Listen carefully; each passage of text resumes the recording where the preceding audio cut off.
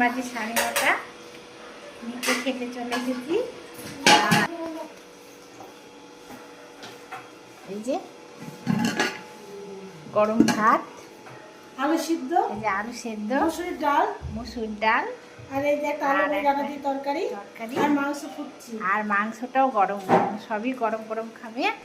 আর এই যে পুচকুটা কি নেবা ভাতে, আলু সেদ্ধ আর ঘি দিয়ে খাবে বলে দেখো ভাতটা কি করে আর ঘি আলাদা করে রেখেছি। এই যে ঘিটা দে পুচকুটা একা একাই খায়। দেখো ওই দেখো ওই দেখো ঘি আর আলু সিদ্ধ দিয়ে ভাতটা খাবে। আলু সিদ্ধ দিয়ে ওকে, তারপরে আলু সিদ্ধটা এই যে চাক করে মাখা হবে। গরম তাই গ্লাস দিয়ে আলু সিদ্ধটাকে ভেঙে নিচ্ছে।